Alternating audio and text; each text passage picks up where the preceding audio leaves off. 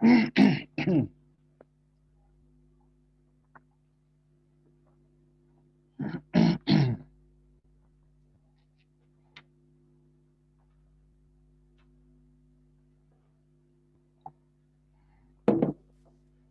John.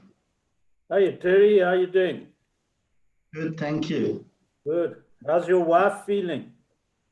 She's been at the doctor again this morning, and she's got to get a whole lot of medication and got a problem with the eye. Yeah.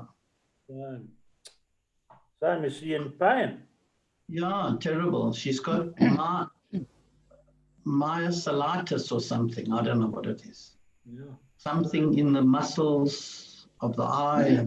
And so I don't know. She keeps getting different things. That's why I'm keeping her out of the way of the virus. Yeah. Immune system's very low. Well, let's hope she gets better soon, man. Thanks. Yeah, me too. Yeah. I see you're not advertising Nike today. No, not today. You won't believe, after you mentioned that yesterday, I went outside and a bird bloody dropped its whatnot on the back of my shirt. Oh, gosh. So I had to replace it. Wow. Anyway. I read today that Nike are now sponsoring my soccer team in the UK. Who's that? Liverpool. Okay. Yes. Yes. Yeah. I'm not a great soccer fan, I must say. Hi, everybody. Shalom, Hello, Rabbi. How are you? Hi. Filling in today for Rabbi Zevi Weinberg. So I'm standing in for him. And I'm just going to put the share text on and mute everybody. And if you want to ask anything or let me know anything, just either raise a hand or unmute yourself.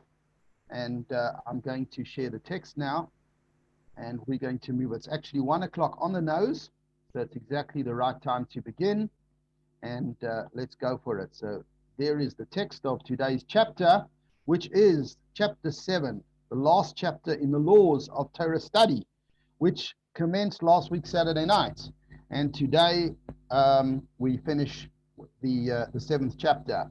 And just reminding everybody that tomorrow evening with Rabbi Yossi Chaikin, you will be commencing the chapters to do with Hilchas Avodas Kochavim, the laws of idol worship, and all the statutes surrounding that. So last of the chapters to do with Torah study, Talmud Torah. And we already mentioned in earlier chapters, we already mentioned the concept that a sage also has to be a moral person. There's a question of behavior. It's not only about study and intellectual stuff. You know, you can be an academic, you can be a very clever person, but unfortunately, sometimes even a very wise person has the skill of wisdom, but there could be behavior that leaves a lot to be desired. Sorry, and this is a problem. Now, one of the ways in which discipline was affected in the time of old, when there was a Beis Din, and I don't mean Beis Din like in the context that we have it in today's day and age, but I'm talking about a Beis Din which had full jurisdiction over every aspect of life. It was pretty much lahavdil like the civil courts have. They could literally, they could make awards, they could tend to punishments, and they were the judiciary of the time when the temple stood. And there were very special laws. And amongst those laws, there was a form, there was a concept of punishment. We've probably heard of it, you know, in colloquial Yiddish. I'm sure you've all heard of the concept called a chayrem, of somebody being put in chayrem.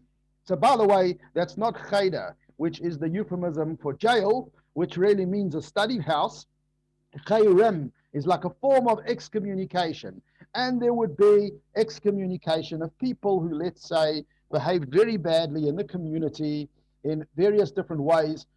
Obviously, a Beth Din, a court, has to have teeth. It has to be able to apply the law. And amongst the different punishments that they could apply were putting a person in chayrem, in excommunication.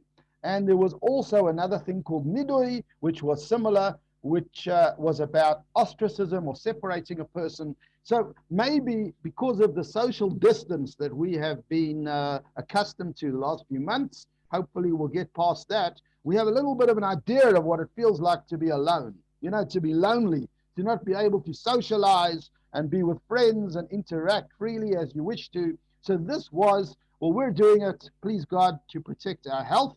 And on that note, we dedicate our Torah study today to all of the people who are struggling with the COVID-19 virus and any other illness. Hashem should cure them and make them well. But we know in our preventative actions that it doesn't feel good to be alone.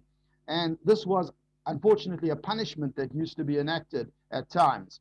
But the chapter opens up by pointing out that if a sage is the one who has acted shamefully, a sage who is a leader of the people, the Beth Din should try not to act hastily, and they should rather be careful to, how would you call it, to run this excommunication more in a private way, to stop him from his misbehavior, but without a very public exhibit about it, which is quite a controversial subject, because in today's day and age, because of the fact that we live in a world where nothing's private anymore and everything's posted all over the place, so you often hear the concept of name and shame. You know, if somebody does something wrong, we got to put them up in the front of the whole world. I think Twitter and Facebook are very good at that. But the truth of the matter is, it's a very sensitive debate, and I suppose crimes differ, people differ, circumstances differ, so there's no precedent on whether it's right or wrong. There might be times where it's better to name and shame, there might be times when it isn't.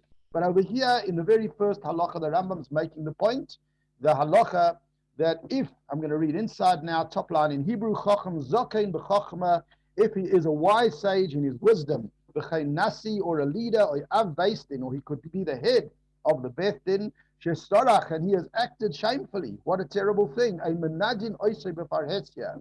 We do not recommend publicly excommunicating him, or planning, or to be more precise, putting him under a ban of ostracism, because excommunicating was a different thing.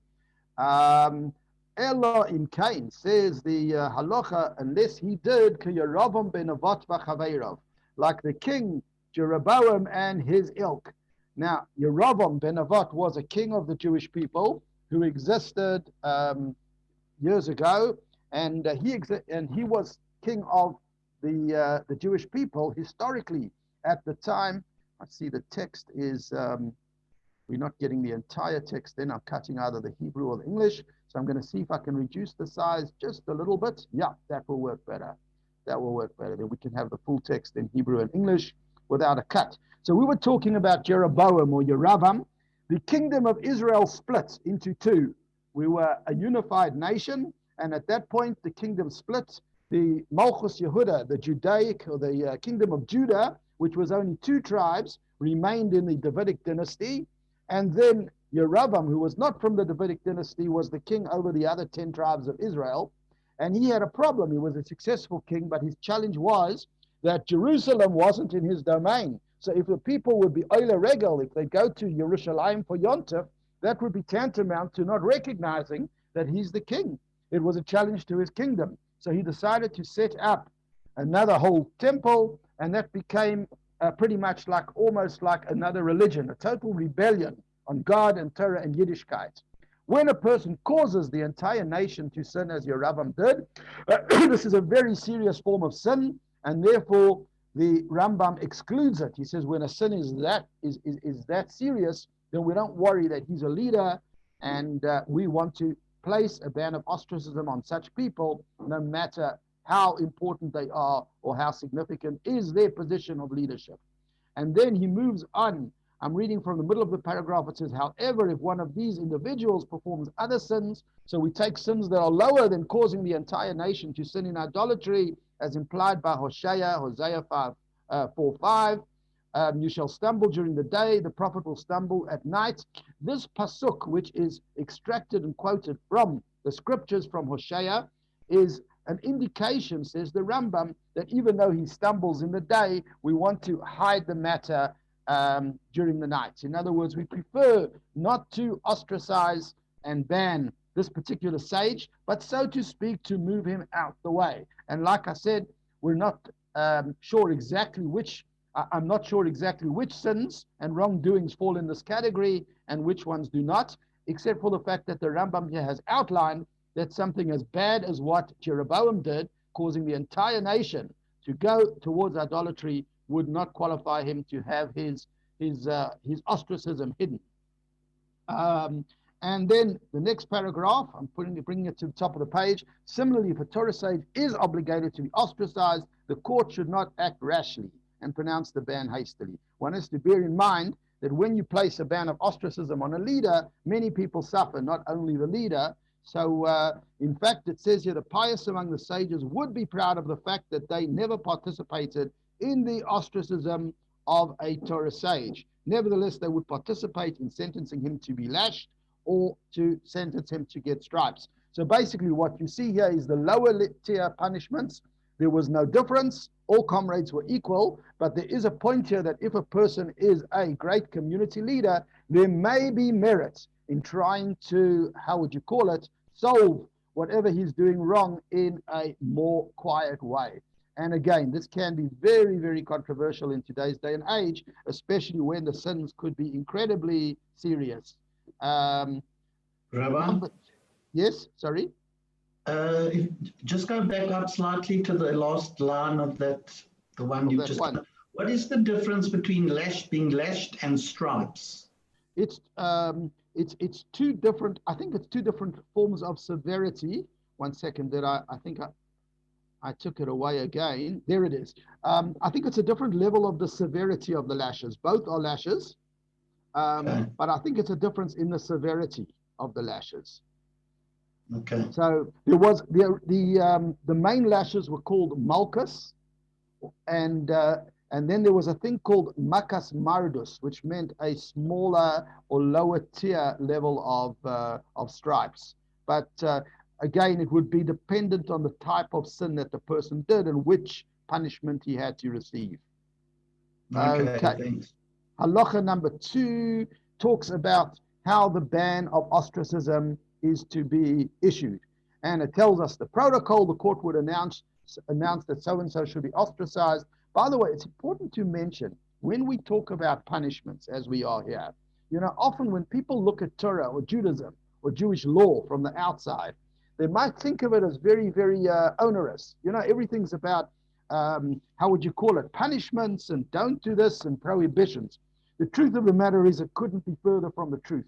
Because when you look at how far the Torah will go, and you'll see that as we learn more and more Rambam, and in all parts of Torah, how far the Torah will go to avoid punishing people. And when we do punish people, it's not to be vengeful. The punishment is to rectify, to try and hopefully rehabilitate, if possible, the person. So, yes, it's true that we talk about chayrem and bans and ostracism, but what we've got to bear in mind is it doesn't mean that they were walking around doing this all day. Hopefully we had a good society, and other than a bit of a rotten core, or whatever, sorry, not rotten, a bit of a, how would you call it, a bad element, they did not have to get involved in these things 24/7 all day, every day. Most of them were hopefully nice fellows, like I'd like to say about us, who didn't need to be involved either in the punishing or in the being punished. But the punishments are mentioned because they are part of the structure of Torah and Halacha. So here is how is the ban issued? The court would pronounce so-and-so shall be ostracized. And so in number 2 also, just like we said before that there are different levels of stripes or lashes, there were different levels of excommunication as well. There was one called nidui. I don't have the ability to highlight here. I'm not sure why. Oh yeah, we could do it. It's that word over there. Nidui means ostracism, and then chayre means excommunication. Now, we'll see in the next few halachas, in the next few laws, that there was different provisions relating to these different forms of excommunication. Chayrem, which is translated here in English as excommunication, and ostracism were essentially, had different levels of severity. Okay. But number 3, first of all, talks how do we lift the ban of ostracism or excommunication by saying you are released, you are forgiven. In the Hebrew side, we tell the person you are released, you are forgiven, and then the person is released or forgiven from that ban. And then there's a difference. The Rambam says a difference whether this is being done in the presence of the person or if it's being done when the person is not present. And then he outlines in number 4 what practices have to be observed by the person who is in nidui, being ostracized, and the people that come in contact. So he lists a number of things. So here comes our social distancing again. But again, this is not social distancing like we're doing it. It's somebody who's having bans imposed on him. He is forbidden to cut his hair or launder his clothes like a mourner throughout the period of the ostracism, the nidui. He may not be included in a zimun. You know, that's when you bench. We call it a mazuman. Zimun means to invite. When you invite people to bench together, which is when you have 3 men having a meal together and they bench together. So one of the things we have to do is not include this person who is being ostracized in the zimun. And no one should sit within 4 cubits of him. This really looks like what we're going through. Our professors and doctors talk about 2 meters. So this fellow, no one's allowed to be within 4 amos of him. However, this is what he's allowed to do. He may teach others and others may teach him. So it's not an educational ban. He can still teach and be taught. He may be hired and hire others. It's not an economic ban. It's not a ban on him trading, and it's not a ban on him teaching. It seems to be a social ban, which we're going to see the severity in the next halacha or 2, the severity of chayrem over nidui is that we don't even allow teaching and studying and education. Now, then he talks about what happens if the man dies while he is in this state of ban. If he dies while under ban, the court sends an emissary and places a stone on his coffin, as if to say that they're stoning him because he was separated from the community. And what happens to him? No eulogies, nor is his bier, his coffin, accompanied. So basically, it's very harsh that if he dies in the middle of this ban, he is not treated to the honor that a regular person would be treated if they were to pass away. And in halacha number 5, the Rambam deals with excommunication. So it seems that what's happened here is chayrem's been translated as excommunication, just to clarify it, and nidui as ostracism. So chayrem is more severe. A person who's excommunicated has more severe restrictions. We also ban him educationally. He may not teach or be taught, but he can study on his own so that he doesn't forget what he has learned. An economic ban is imposed on the person in chayrem. Again, this was not imposed on the person in ostracism. He may not be hired, nor is he allowed to hire others. He's not allowed to engage in trade. So this is quite serious. He really gets pushed aside from everybody. We should not have any business dealings with him except the bare minimum necessary for his livelihood. So in other words, a basic job he's entitled to. A man has to make a living and eat and drink. But more than that, we do not allow.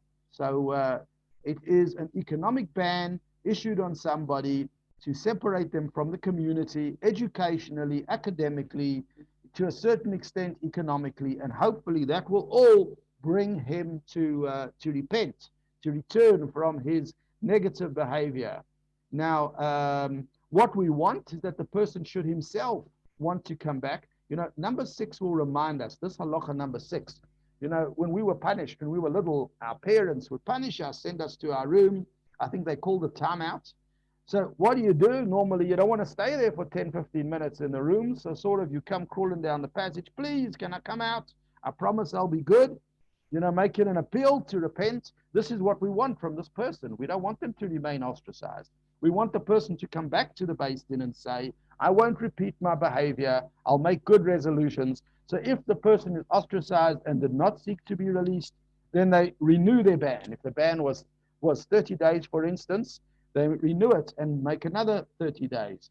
Now, but what we want is that the person should come back from this excommunication, from this ostracism, I should say, to be precise, and ask to be released. But if the person keeps getting, how would you call it, the lower tier, this is what he's saying over here. if he keeps getting punished by ostracism or nidui for a second 30 days and he doesn't seek release, he doesn't seem to care, then we place him in the more severe form called chayrem of excommunication. So there the Rambam is outlining the different degrees of excommunication and how severe they are. And in 7, we move to the concept of how many people are necessary to release a person from ostracism or excommunication. It is 3. They could even be commoners.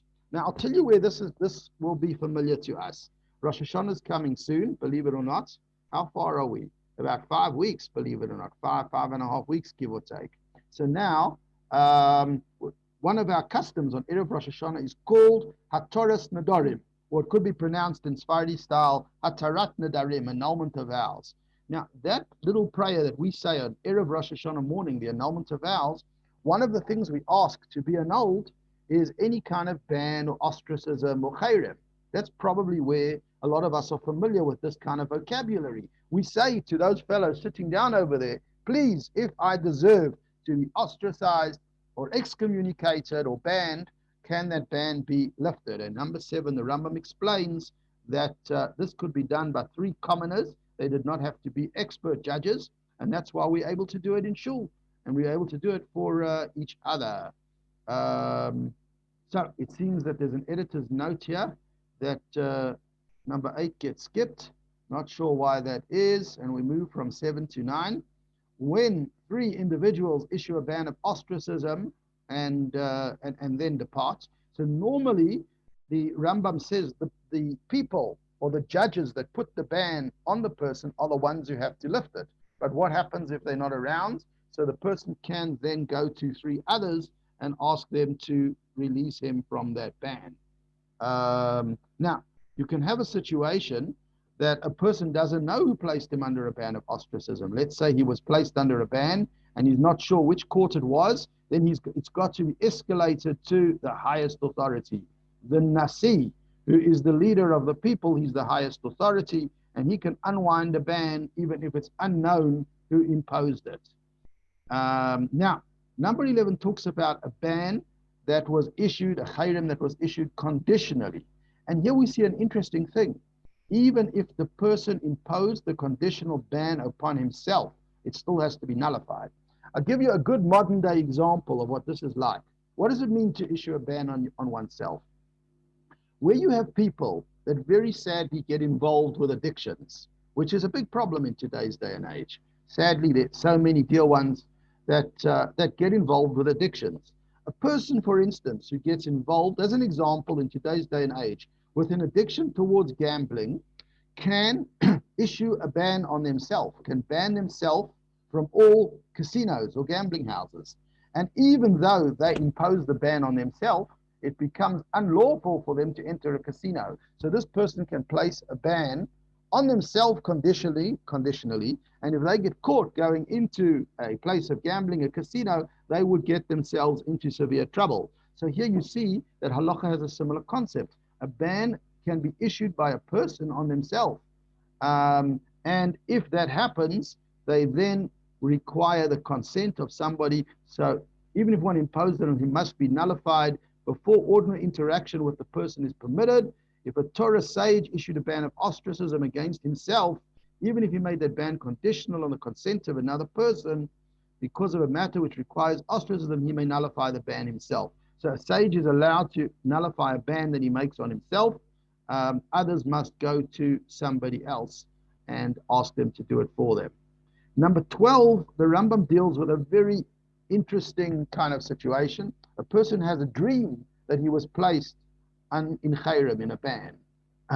Now, the strange thing is we normally think of dreams as not necessarily meaningful or relevant. And that's a shiur and a subject of its own.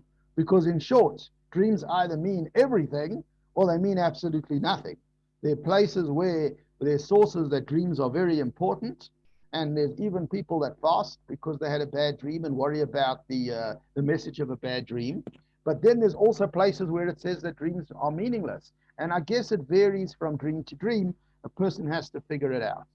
But the particular dream that Maimonides, that the Rambam's referring to here, is a person has a real clear dream that they were placed in a ban, were ostracized or placed in a chayrim. And the concept is that this may be a message from heaven, that this person's behavior is so untoward that he needs to be placed under ban, and therefore for this, says the Rambam, he needs to go and find 10 people who are proficient in Torah law to release him from this ban that came about in a dream. And if he cannot find them, he must journey a parsa. A parsa is a geographic distance, usually about 3 miles, give or take. He needs to journey at least 3 miles to find 10 people proficient in Torah law to release him from the ban that happened in his dream. If he cannot find the people, the ban could be released by 10 people, even if they're not proficient in Torah, but as long as they study Mishnah. So the Rambam moves down levels. If he can't find people study Mishnah, it's good enough if they know how to read the Torah. If he cannot find 10 people in his place, the ban can be released by 3 ordinary people. So you see, it keeps, how would you call it, going down in terms of how knowledgeable those people that will release him have to be. And number 13 tells us that when a ban of ostracism is placed upon somebody in their presence, he was present in the courts at the hearing where they placed the ban, then it should only be lifted in his presence. If he wasn't present, it's not relevant, but if he was present, it must be lifted only in his presence. Now, we talk about if a person improves their behavior. Oh, here we go. There is no fixed amount of time between the issue of a ban and the release. One can even issue it and lift it immediately. So in other words, if a man's standing there in court and he yells out, ouch, I don't want to have this situation, I promise, he suddenly, whoops, I don't know what happened there. He cries out and says, I don't want to have this situation where I am going to be banned. They can release the ban straight away. And similarly, if the Beth Din sees fit, the court is entitled to excommunicate a person at the outset, or anyone who eats, drinks, or stands within 4 cubits of the person who's been ostracized. So anybody that doesn't obey the ban, they have the power to ban the person that doesn't obey the ban. So we have to be careful. If such a ban is issued and we don't take it seriously, their powers extend to the people who disrespect the ban. So now my top line should be, this power is granted to cause the banned person hardship and create a fence around the Torah so that it will not be violated by the sinners. So basically, this is the teeth that the halacha, that the law is giving the judges and the people running a hearing. The next concept that the Rambam deals with, what about a Torah sage that has somebody who so-called makes an attack on his honor? He's got a naughty guy, and this guy, how would you call it, curses the sage or shows terrible, demeaning disrespect. So the Rambam says here that the sage is allowed to place the person under ban of ostracism for what he has done, but it's not praiseworthy.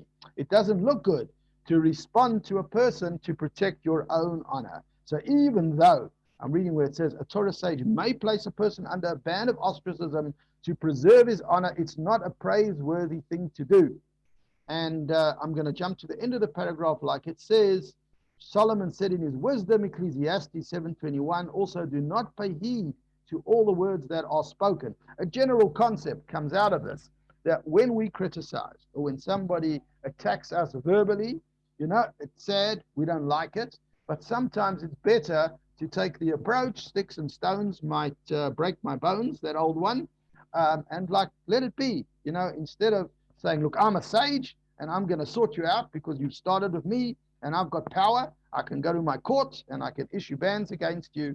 Rather, do not do that to protect your honor. And so says Maimonides, this was the practice of the pious of the early generations. They would hear their shame and not answer. Furthermore, they would pardon and forgive the person who insulted them. This reminds me very much of our esteemed judge, Mochweng. I don't know if you heard him when he said that even if people will so-called insult me, ostracize me, criticize me for my views that I expressed, I forgive them in advance. He said that a few times. He said that if anybody, as happened quite a lot because they didn't like what he had to say, but he said, whoever insults me, Whoever criticizes me is forgiven in advance. And interestingly enough, this is a justice in the Supreme Court in South Africa, but Maimonides agrees with this concept. Pardon and forgive a person who insults them. The sages would take pride in their pleasant deeds, relating that they never issued a ban of ostracism or excommunication to protect their own honor. This is the path of the sages, which is worthy of being followed. So basically what that paragraph is telling us is it is better for the sages not to use their teeth, so to speak, the sharp teeth of having a mandate to apply cherem and nidui bans, having the restraint not to issue it to protect their own honor. However, when does it apply? When the person spurned or embarrassed the sage in private. If they did it in public, now we have a whole different story. It's forbidden for the sage to forgo his honor, because you know why? It's the honor of the Torah. It's not just the honor of the sage. And he says quite strongly at the end, instead he should seek vengeance and carry enmity over the matter like a snake until the offender requests to be pardoned, and then he should forgive him. A thing to remember, there's quite strong terminology over here. When a sage represents the Torah, it's not a question only of his honor. It's a question of the honor of the Torah. So if he so-called says, I don't need to be honored, I don't mind that I was insulted, I don't mind that I was cursed, not necessarily is it all about him. It's about his office. And if his office, his position, the position that represents the glory of Hashem's Torah has been insulted or offended, then one needs to step up and protect that honor, even if it means a ban. So this is a very, very important and relevant concept that sometimes we prefer to ignore insults or curses, but at other times we have to know that one has to stand up for the honor of the Torah. So that concludes the paragraph, and we've managed to do it in 21 minutes. I'm going to unmute, well, I think you unmute yourselves. And if you want to chat about anything with the greatest of pleasure, I want to wish everybody a good Shabbos. I'm not going to run. I'm going to stick around if anybody wants to chat about anything, but whoever needs to go or wants to go, by all means, please go along. And thanks so much for coming and joining us.